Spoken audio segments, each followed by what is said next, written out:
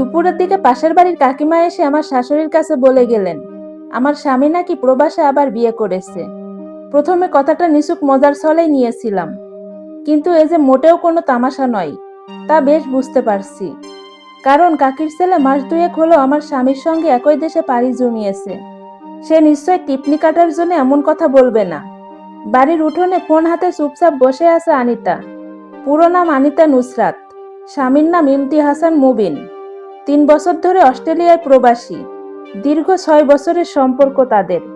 প্রথমে 2 বছরের প্রেম, তারপর 4 বছরের দাম্পত্য। এই তো 4 মাস আগে দেশে এসেছিল ইমতি। 2 মাস ছুটি কাটিয়ে আবার চলে গেছে। আজও তো সকাল পর্যন্ত সব ঠিকই ছিল, অথচ কাকে এসে কি সব বলে গেল। মাথার উপর কয়েকটা দাঁড়কাক একটানা ডেকে চলেছে। আকাশে মেঘের ছিটে ফোঁটাও নেই। তপ্ত রোদের মধ্যে ফোন হাতে নিয়ে গোয়ালঘরের পাশটায় বসে আছে আনিতা। শরীর ঘামে ভিজে আবার ঠান্ডা হয়ে যাচ্ছে। রোদে পুড়ে গাল দুটো লাল হয়ে উঠেছে, অথচ সেদিকে তার কোনো খেয়াল নেই। সমস্ত মনোযোগ যেন আটকে আছে ছোট্ট ফোনের পর্দায়। বর্তমানে প্রবাসীদের যোগাযোগের অন্যতম মাধ্যম ইমো। স্পষ্ট দেখা যাচ্ছে ইমতি অনলাইনে আছে, অথচ আনিতার কোনো কল বা বার্তার উত্তর দিচ্ছে না। এর আগেও এমন হয়েছে। কাজে ব্যস্ত থাকলে আনিতা কিছুই বলতো না, কিন্তু আজ সে মেনে নিতে পারছে না। বুকের ভিতর অদ্ভুত এক অস্বস্তি কাজ করছে। অনলাইনে আছে, তাহলে উত্তর দিচ্ছে না কেন? কি এমন ব্যস্ততা? অশান্ত মন সাধারণত কোনো যুক্তি মানে না। তাই তো আনিতার মনও আজ কোনো যুক্তি শুনতে চাইছে না। খোলা আকাশের নিচে তপ্ত রোদ মাথায় নিয়ে বসে থাকা আনিতার মনে ধীরে ধীরে মেঘ জমতে শুরু করেছে। সেই মেঘ একসময় নোনা জলের স্রোত হয়ে গড়িয়ে পড়ল 2 চোখের কার্নিশ বেয়ে।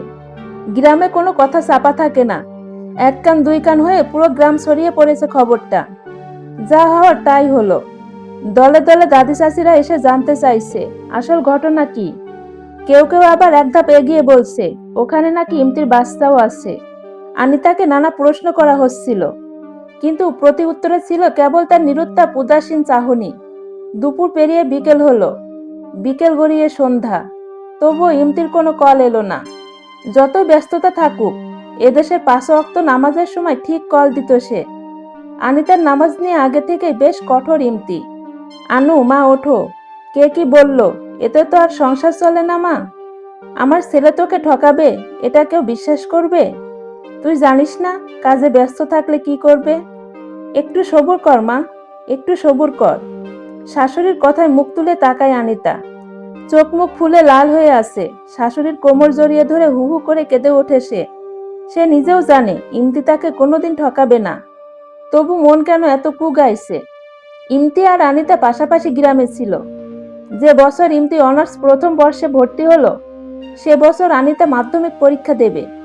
ভালো ছাত্র হিসেবে ইমতির নাম পুরো 10 গ্রামে ছড়িয়েছিল। তাই হেডমাস্টার আনিতা সহ আরো কয়েকজন ছাত্রছাত্রীকে পড়তে পাঠান ইমতির কাছে। আনিতা স্বভাবগত কারণে বেশ চুপচাপ। পড়তে যাওয়া, পড়া শেষ করা, তারপর বাড়ি ফেরা, এটুকুই ছিল তার কাজ। এ বাড়িতে যেদিন প্রথম এসেছিল সেদিন তুমুল বর্ষণ হচ্ছিল। বিধাতার আরশে যত পানি জমা ছিল সব যেন সেদিন ঝরে পড়ছিল পৃথিবীর বুকে। বৃষ্টি মাথায় নিয়ে একদল ছাত্রছাত্রী এলো ইমতিদের বাড়ি। তাদের মধ্যে ছিল আনিতা। ওদের ঘরে বসতে দিয়ে ইমতি যখন বাইরে গেল, ঠিক তখনই আচমকা বাতাসের সঙ্গে ভেসে এলো মেঘের প্রচন্ড গর্জন। মুহূর্তেই বিদ্যুৎ চলে গেল। পুরো ঘর ডুবে গেল ঘুটঘুটে অন্ধকারে।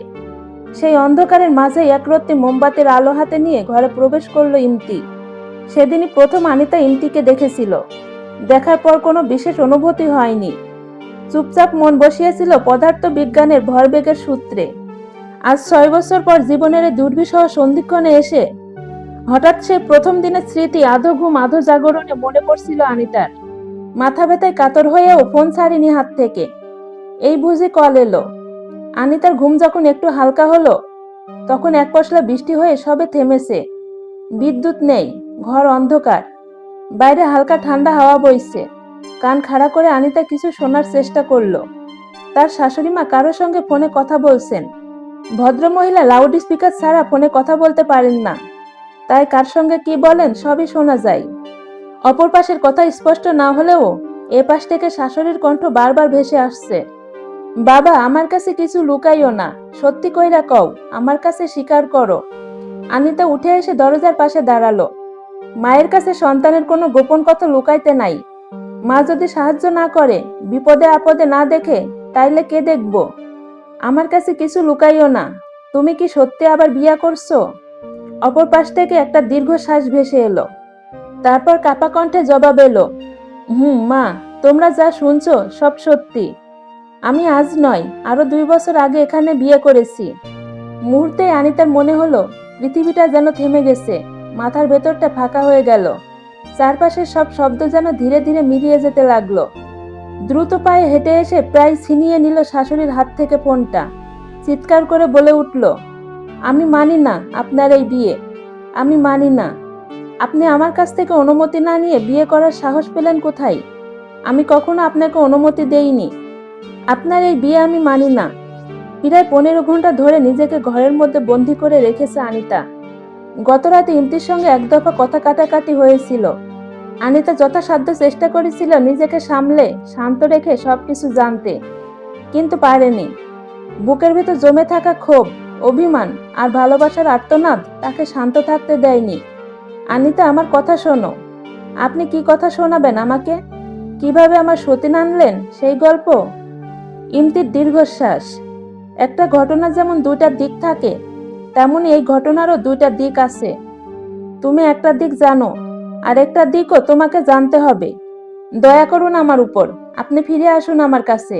আমার কিছু লাগবে না। আমি আপনার অল্প আয়ে সন্তুষ্ট ছিলাম, ভবিষ্যতেও থাকবো। পাগলামি করো না। মেয়েটা কি মারিয়া? কিছুক্ষণ নীরব থেকে ইমতি বলল, হ্যাঁ। শব্দটা শুনে বুকের ভেতরটা ভেঙে চুরমার হয়ে গেল আনিতার। কেন করলেন আমার সঙ্গে এমন অভিনয়? অভিনয় করতে গিয়ে কখনো ক্লান্ত লাগেনি? আমি কখনো অভিনয় করিনি। আজ আল্লাহর কাছে শুধু একটা জিনিস চেয়েছি, আমার লাশ যেন আপনার দেখার ভাগ্য না হয়। হঠাৎ করে রেগে গেল ইমতি। তোমার এত কিসের কথা? তোকে কিসের কমতিতে রেখেছি? তোর কোনো কম আছে কিছুতে? আমি বিয়ে করেছি আমার ইচ্ছাই। কি করবি যা কর। আমাকে আর কোনোদিন কল দিবি না। কথা শেষ করে কল কেটে দিল সে। তারপর নম্বর ব্লক। রাগে ক্ষোভে আর অভিমানে শাশুড়ির ফোনটা ছুঁড়ে মারল আনিতা। মুহূর্তে স্ক্রিনটা চৌচির হয়ে গেল। শব্দটা যেন ভেঙে দিল বাড়ির নীরবতাও। ভোরবেলা মজি শেখের চায়ের দোকানে জমে উঠেছে আড্ডা। আজকের আলোচনার বিষয় ইমতির দ্বিতীয় বিয়ে। চায়ের কাপ হাতে মকবুল চৌধুরী দীর্ঘশ্বাস ফেলে বললেন, মেয়েটা বড্ড শান্ত স্বভাবের, দেখলেই সালাম দেয়, সবার বিপদে আপদে পাশে দাঁড়ায়। ইমতি এমন না করলেও পারত। রাসু মাথা নেড়ে বলল, ইমতির মতো পোলা এমন কাজ করতে পারে, এটা আমরা কেউ ভাবি নাই। মকবুল চৌধুরী আবার বললেন, মাইয়াদের ভাইয়েরা কিছু জানে না নাকি? এখনো তো হাসানের দোকান খোলে নাই। রাতে বৃষ্টি হয়, রাস্তায় বেশ কাদা জমেছে। সাইকেল চালিয়ে বাজারে আসতে কষ্ট হচ্ছে হাসান করিমের। হাসান করিম আনিতার ছোট ভাই। বড় ভাইয়ের নাম মাসুদ করিম। বাবার মৃত্যুর পর 2 ভাই মিলে ব্যবসার পুরো দায়িত্ব কাঁধে তুলে নিয়েছে। বাজারে তাদের বড় 3টি দোকান। দোকানের কাছাকাছি এসে কাদায় পা পিছলে প্রায় পড়ে যাচ্ছিল হাসান। কষ্টে নিজেকে সামলে নিয়ে রাস্তার পাশে সাইকেলটা রেখে টিউবওয়েলে পা ধুতে লাগলো। তাকে দেখে ডাকলেন মকবুল চৌধুরী। হাসি মুখে এগিয়ে গেলেন হাসান। কিন্তু সেই হাসি কি আর বেশিক্ষণ টিকবে, নাকি মুহূর্তের মধ্যেই কর্পূরের মতো উড়ে যাবে? এদিকে বাড়িতে তখন আরেক বিপদ।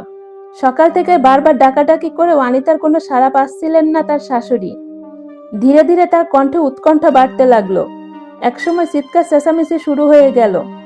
মুহূর্তের মধ্যেই উঠোন ভরে গেল মানুষে।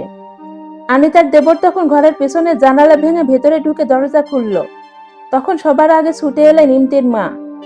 ঘরে ঢুকে তিনি থমকে দাঁড়ালেন। খাটের বাঁ পাশে জানালার নিচে উপর হয়ে পড়ে আছে আনিতা। চোখ মুখ নীলচে বর্ণ ধারণ করেছে। মুখের কোণে শুকিয়ে যাওয়া সাদা ফেনার দাগ। ঘরের বাতাস হঠাৎ করেই ভারী হয়ে উঠল। তবে কি যুদ্ধ শুরু হওয়ার আগে হার মেনে নিল আনিতা? তবে কি ভালোবাসার সবচেয়ে নির্মম পরিণতি এভাবে লেখা হয়? নাকি এখনো বাকি আছে গল্পের সবচেয়ে কঠিন অধ্যায়? চলবে গল্প অকালে ঝরে যাওয়া ফুল, পর্ব 1। আসসালামু আলাইকুম বন্ধুরা, গল্পটি ভালো লেগে থাকলে একটি লাইক করে দিবেন এবং গল্প সম্পর্কে কোনো মতামত জানানোর থাকলে কমেন্ট করতে পারেন। গল্পের বাকি অংশ শোনার জন্য চ্যানেলটি সাবস্ক্রাইব করে পাশেই থাকবেন। ধন্যবাদ সবাইকে। ভালো থাকবেন।